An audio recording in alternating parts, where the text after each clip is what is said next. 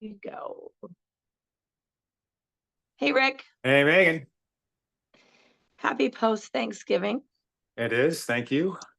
Thank you to whoever gave me a cold. So I have a cold. My voice is annoying and I apologize in advance. But as we know from my job, I do a lot of talking and I've been sipping on some hot tea and I am ready to rock and roll and talk about our topic for today, which is Solar systems on when you're buying a house. solar panels, solar Yeah. systems, Hmm. solar when you're buying a house. So, Yep. before we have our meeting here, we talked about, um, I told you when I was driving through New Jersey, Hmm. there was so much solar. Like, everybody had solar, and they don't necessarily have it on their house. They have it because there's a lot more land there, so they have like a row of solar panels next to their Okay. house. Yeah. Okay.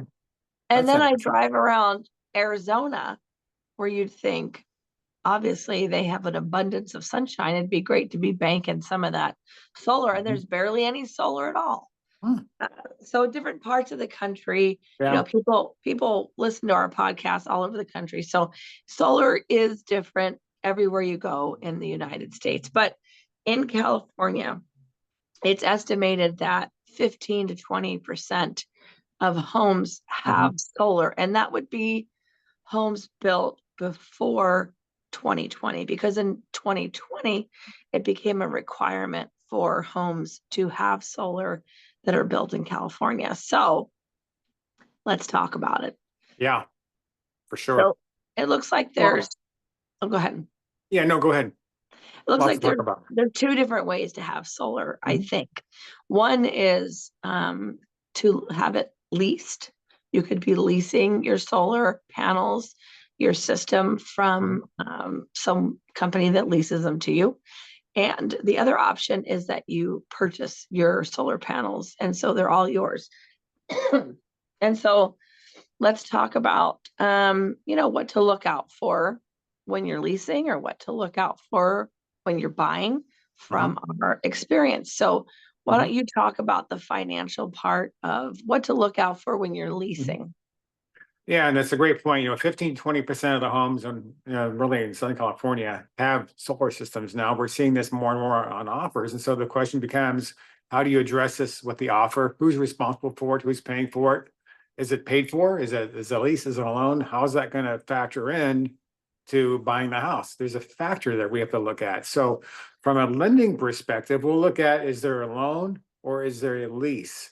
They're typically a lease most of the time, and it seems like Southern California. So as a lender, it's important for the buyer to know that they have to assume that obligation from the seller. And so they have to go through a formal process to apply and get that loan or that lease assumed for the buyer through the course of the escrow period. Now, as a lender, we're going to want to see the terms of that lease, the payments on that lease, and so on. And that's important because we have to now treat that lease obligation as an obligation of the new home buyer, Another loan. another loan. So what that means is whatever that lease payment is, let's say it's $300 a month as an example, we will now count that $300 a month as if it were a car payment or some other loan the buyer has in their qualifying debt ratios. Now, so that means that if a buyer is already very tight on the ratios, there's not much room to work with there. That could potentially be harmful to the buyer in terms of getting a new loan. It normally is not, but we want to find that out up front so we know how to calculate that so we have a clear path to closing from day one. Yeah.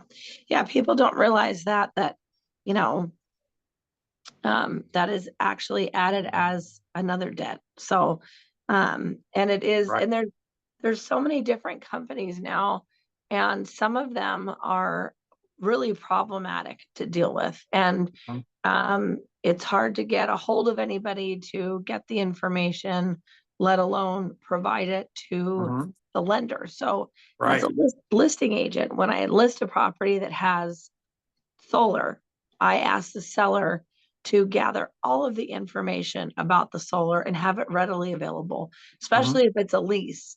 So Mhm. that way we can be ahead of the curve here. Now, you know, the pro about leasing is that it's nice because there's another company that's monitoring your solar and also maintaining it. And so if something breaks or you've got a panel that's not performing well, they'll know about it and typically they'll take care of it. Of course, you know, you've got to read your contract and see exactly what the obligations are. Now, in owning solar, let's say someone's buying a house and the solar panels are totally paid off. People think, well, that, you know, I paid $30,000 for these solar panels. So therefore my house is worth $30,000 more. And that's not always the case, you know. No, it isn't. Having a paid off solar, I think, to a buyer, I've never had a buyer say, assign a value to it. Oh, that's worth $10,000 to me, or whatever the case may be. And so I think that it's an added benefit. And people think, oh, wow, okay. So if there was some kind of a tipping point between a house with not without paid solar and a house with paid solar, I think that somebody, if both houses they like the same, would choose a house with the paid solar. Yeah, it's and you're right, it's a benefit for the home. So think about it. It's a new territory, of course, but think about it in terms of the appraisal. How does the appraiser look at that value of the solar? And so it's very similar to a pool. Somebody could spend, you know, $75,000 for a pool. Hey, that's a great benefit. You want a pool home, it's got a great pool, and you want to buy that house, good for you. Is it worth $75,000 more than the next door neighbor because it's got the pool? No, not really. What's it worth, Megan? 15,000, 20,000, something like that, maybe. Right. Exactly. I know a pool. Right? Yeah, you could put in $100,000 pool, Yeah. but the appraiser is only going to adjust you about 20 grand or so for a really Right. nice pool. For a really Yeah, nice so pool. it's a similar concept with these solar systems. So yes, it's a great benefit for the buyer, no doubt about it. It's a selling point for sure. Does it add a lot to the price of the house? No, not really. But it does add, you know, marketing value. It adds value in terms of just getting a good offer. A good buyer Yeah, wants to buy a house like that. agreed. Yeah. And then, once you're a buyer and you've got an accepted offer on a house, you can have your solar panels inspected. You can ask the seller to see their current utility bills so that you can see what the actual savings might look like for you, because it all depends on how much power you use, right? Right, Because for sure. yeah, one of my clients I visited a few weeks ago, they had just gotten a new Tesla system, and Tesla, how they explained it to me, sells their solar in like packages, right? So you're A, B, or C, and it depends on your utility, electric usage. And so they were, they got a system that matched what their utilities bills were. But if there were, three more people living in the house and two electric cars instead of one, obviously that's going to change, so that's just something to consider.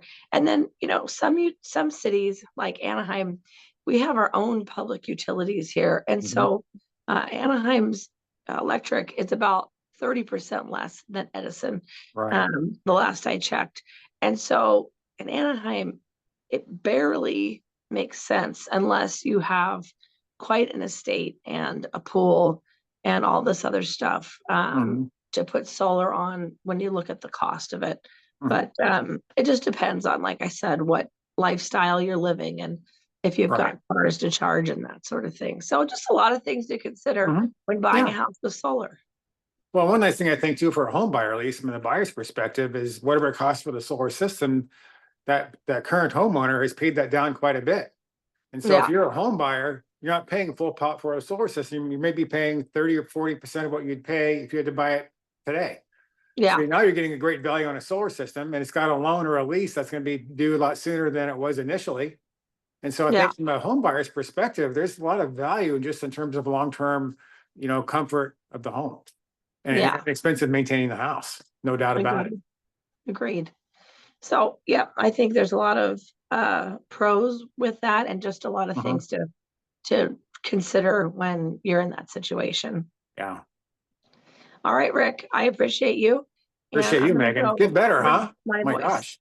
Yeah. I know. All right. Thank you. All right. See you next week. Take care. Bye.